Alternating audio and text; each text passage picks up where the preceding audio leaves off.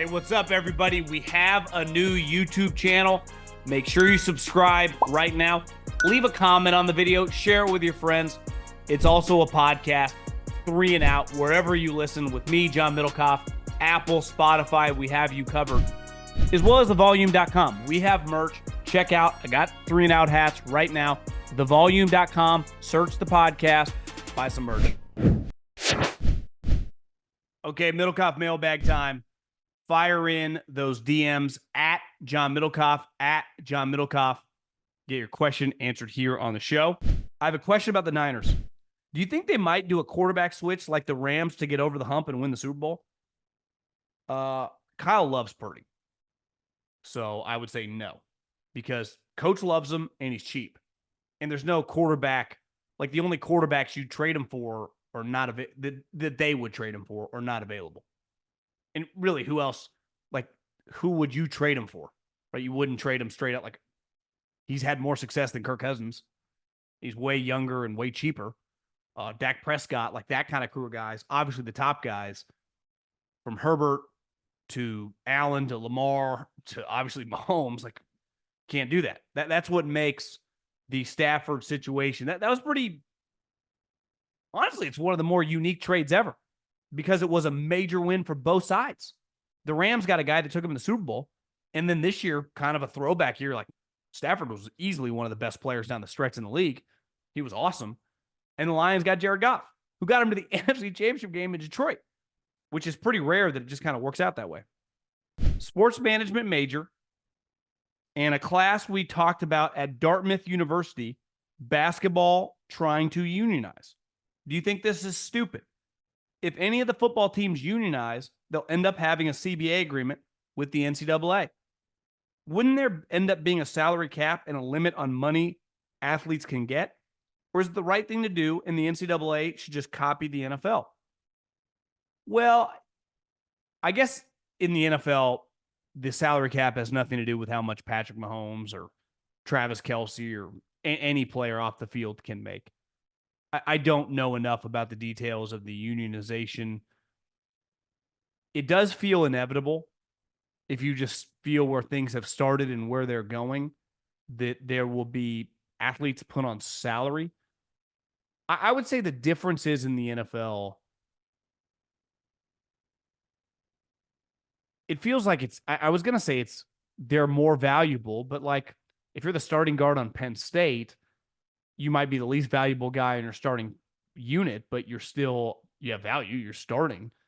I think it would be more complicated. The other thing in the NFL is football is independent, right? If I own the Arizona Cardinals, I don't also have an athletic department where I have these countless other sports. Athletic departments are not normal businesses. 2 sports make any money. And obviously, some schools in women's basketball make money as well now. But the overwhelming majority of Division I Power 5 programs, their football team makes the overwhelming percentage of the cash. Basketball team makes some money. And depending on where you are, a women's basketball team can make some money. But all these, like softball, baseball, soccer, swimming, I mean, these sports all lose money. But because of Title IX and the scholarship requirements, so it's not a normal business. How could you get where only the basketball or football teams get paid under Title IX? It just becomes a complicated issue. Now, does football break away? I know a lot of people feel like that's inevitable, that football essentially becomes independent of every university. And football is just, we're the Michigan football program, but we don't have anything to do with the athletic program. We're an independent entity, which also might be inevitable. I think we're going to see a dramatic amount of change. I'm sure a lot of people saw the headline of Saban. He talked to one of ESPN's college football guys, and he said one thing that stuck out to him. He's like, we just had this incredible run at the end of the season. We beat Georgia. We get to the national championship game, or excuse me, the Final Four, and in this knockdown, drag out, devastating loss, but we're right there against the team that won the national championship. And then we get back to Alabama, and like 3 days later, I'm doing exit interviews, and every kid's just asking me two things. Will I play? Which that question has been happening for decades. That was well before NIL. And how much are you going to pay me? So in Alabama, they're already paying them. The sport's kind of messed up right now because I can only say if I'm an NFL player, how much am I going to get paid if I'm extension eligible or I'm a free agent. If I'm under contract and I've just gotten a contract recently, you don't, at your exit interview, go, how much are you going to pay me now? That's what I think is a major issue in college football is everyone's a free agent every single year. There are no parameters on everything. I was thinking about this the other day because a huge beef with the Big J's has always been if a coach leaves, those players got screwed before the transfer rule changed. I think that should stay. If your head coach leaves, if you're at Washington or Arizona or any of these schools, Alabama, your coach retires, UCLA, takes another job, whatever, free game. You can transfer. But there has to be some sort of, if I commit somewhere and the coach stays and we sign a contract with our collective to pay you, there should be some sort of parameters about it. Coach leaves, no issue. I do wonder just because I heard, was it Mike Loxley at Maryland said that when they did their exit interviews after their bowl win, the third string running back came into his room, the third string running back, and was like, I want $100,000. Like, you do? And I think Loxley was like, who's offering you $100,000? But I was thinking about that today too. The $100,000, like when I was in college, honestly might have felt like $1 million. If you knew someone that got a 6-figure job, whether it was out of college or early on, like by the time they were 23, 24, that dude is rolling in it. It was like $100,000, like the new 20 for just the way these college athletes are talking about it. Question for the pod. I didn't even know Spencer Rattler was in the draft. What are your thoughts on him? If you've watched him on the right game at South Carolina, and they didn't have a good year this year, but 2 years ago, didn't look terrible. Definitely resurrected his career. Always had a big arm. I think guys like that, to have a true opinion, because my opinion is going to be negative. It's like, not really my cup of tea. But maybe I'm just the old curmudgeon. One thing I learned in scouting, which I don't necessarily apply now, but in scouting, you have to be like this, is you can't be a glass half empty guy, which means you're always negative. Like, you got to be open-minded. Things change. Young people change.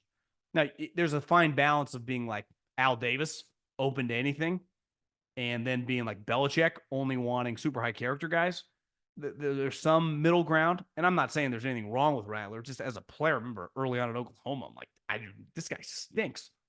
But then he went to the SEC, definitely played better. I bet he gets drafted in like the 5th or 6th round, would be my guess. Maybe I'm too low. Maybe he gets drafted higher than that.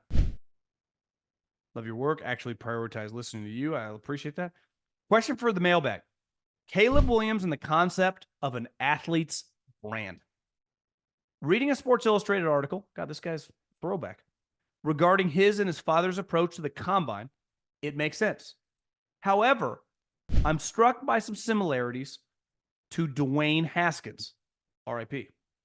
Reading about his draft night party and essentially the business he and his family had built around him, and then unfortunately he fell flat as a quarterback.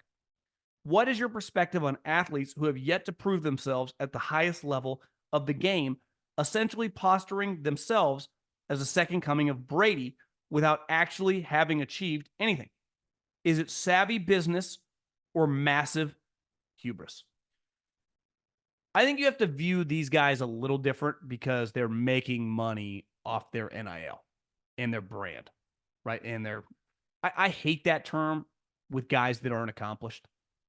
Like the way Steph Curry or LeBron or Derek Jeter or Michael Jordan or Tiger Woods, right? The reason the MJ brand is so powerful is because he fucking won 6 championships. The reason Tiger Woods, like when you said his name, everyone knew, the Nike, the swoosh, because he won 15 majors. Tom Brady, I don't know if his brand, the Brady brand and no bull is ever going to be some powerhouse, but the reason it's got a chance is Because he's the greatest winner we've ever seen. Maybe I sound like a 70-year-old curmudgeon, but you can't have a brand as an athlete when you're not like either a winner or a great player. I guess you don't have to truly, it's team sports. Allen Iverson had a big time brand. It was like the MVP of the league. I mean, he was one of the best players, best small players we've ever seen. So I guess you can build a brand without winning the whole thing, but I like brands that are built off equity on the field. Now, as a draft pick, I have a hard time crushing them for this because they've been running a business for the last couple of years. Part of the world changes. You gotta adapt. It'd be one thing if he was operating like this for years. People looked down at this stuff when there was no NIL, like you were just getting a bag of $100,000 over a couple of years from one of these programs. Now you're talking millions of dollars. Millions of dollars. I'm sure I didn't make as much as Caleb Williams last year, and I need financial help. I have to have an account. I hit up a couple people, asked some questions about stuff. I can't imagine being 21 years old and getting $5, $6, however $1 million free stuff, like things you have to account for. It's a lot. So you have to approach it like a business. I'm defending him because they've been in the business. Like that's kind of that's what college football is now. We'll see how that translates. This is the first, these true juniors are the first crew to play through the NIL era. So I don't know. It's something definitely to keep an eye on because I don't have as big of a problem with it. The days when you're just going to be sitting there with like your three buddies from high school, slamming a 12-pack, pizzas with mom, dad, and the neighbors. When you're talking about if the guy was a 4th-round pick, I think you were a tool. He's going to be the number 1 overall pick. I mean, his contract's going to be $35 million. And let's face it, he's going to go to Chicago. Caleb Williams is going to be one of the bigger stories in the NFL next year. Like, to me, Caleb Williams next year is a much bigger story than Bryce Young. Bryce Young's no longer a story. He just sucks and is irrelevant. And listen, Panther fans, you get mad at me until they show anything. Small market, been bad for a while. No one's going to care.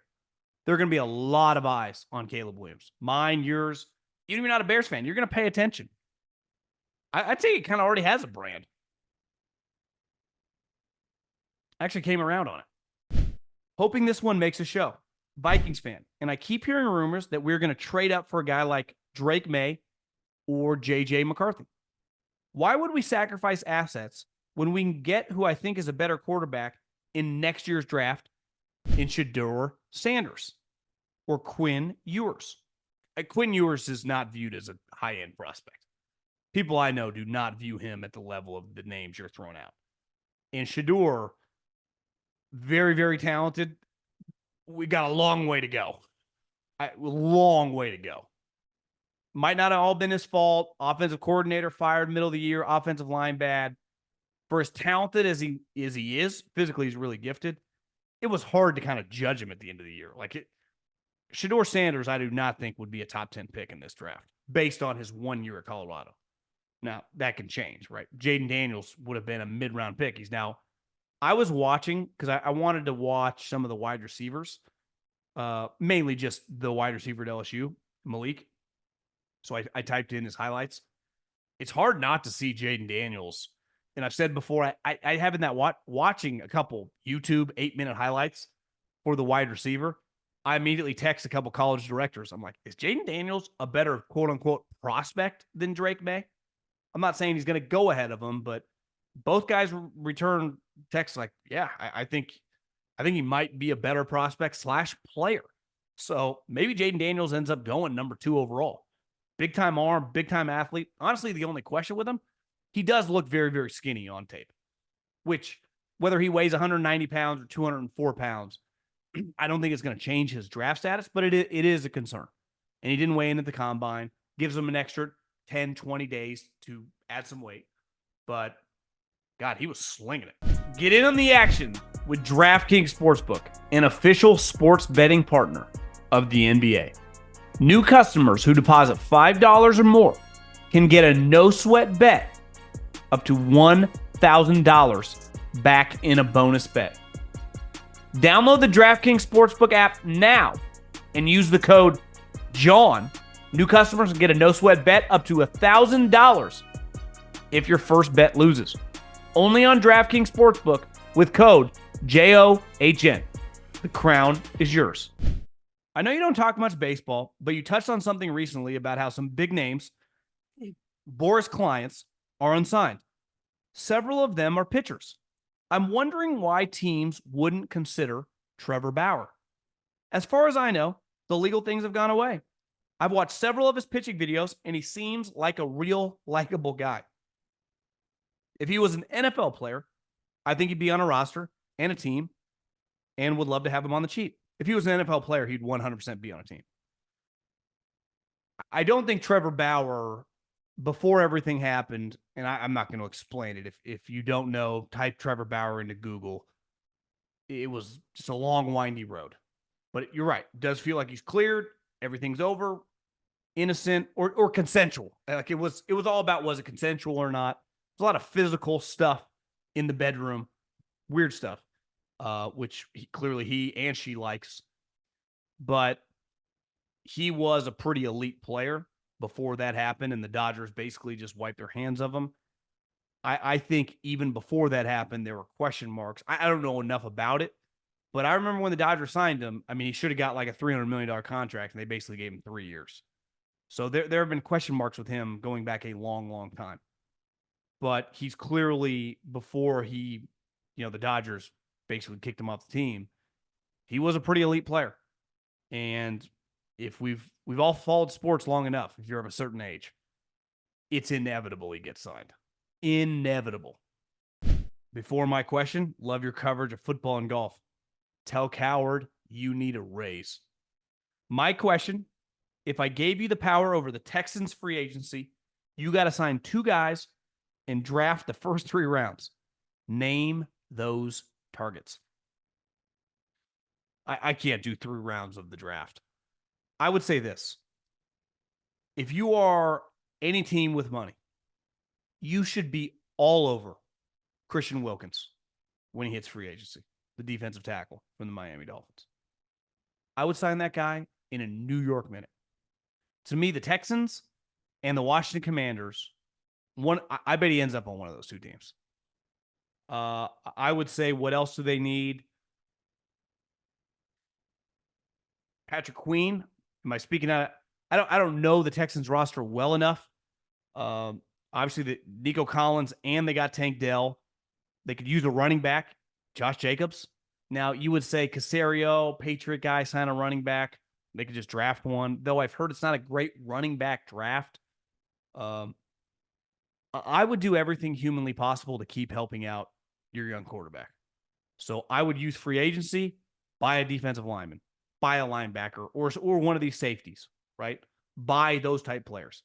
Draft, offensive line. Go get a guard, right? Your first pick is what? In the teens? Actually, your pick's going to the Cardinals, but you have the Browns pick.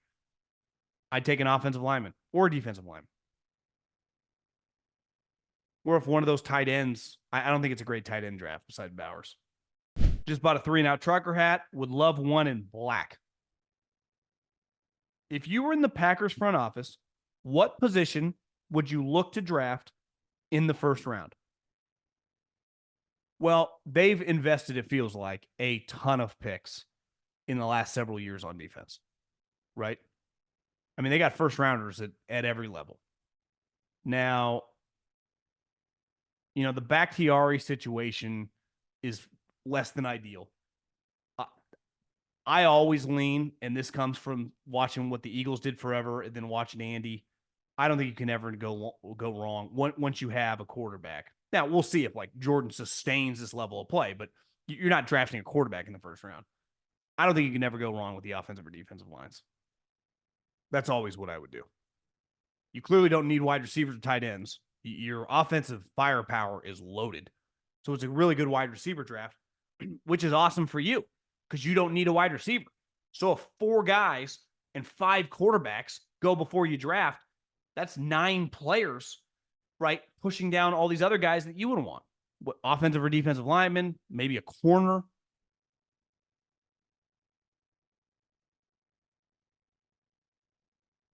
There's no better position than in the NFL than when you got a quarterback. Yeah, we're not messing with it.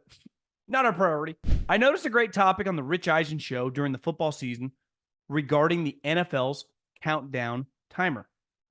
It's known that refs wait a beat after the clock reaches 0 before throwing a delay of game penalty flag. Rich and his co-hosts were obviously confused as to why the refs do this in the first place. I believe it's because the NFL doesn't have a millisecond counter by the large second, a la the NBA. Good point. I think the NFL should add the millisecond counter so fans understand what's happening. They also suggest adding a big-ass buzzer that goes off when the clock hits 0, and I completely agree with this idea because it takes the guesswork out of the ref's hands. The only issue is you need some sort of camera fixed on the center's hands, which doesn't seem feasible. The buzzer in the NBA, I would say the court is so much smaller. Everyone is in a condensed area. It's pretty clear. In the NFL, the road team, if the crowd was loud, I don't know if the buzzer would quite work. The millisecond thing, not a terrible idea. Actually, I've never heard anyone even bring that up, but it makes a lot of sense. Makes a ton of sense. Is it really that big a deal to what's happening now? It's pretty well known. You get like, I don't know, less than a quarter of a second once it hits 00. Maybe 0.15. I mean, you don't get much time. I don't think it's that big a deal. I really don't. It's one of those things if you're betting on or your team on either side where you're either heart drops or you're screaming at the TV. Does anyone honestly, like, if they don't change that, I don't think anything's going to change. So my first reaction, don't change anything. Second, the millisecond thing makes some sense. Third, the buzzer, I think that sounds good in a boardroom when we're all bullshitting about it. In reality, I don't think the execution is possible.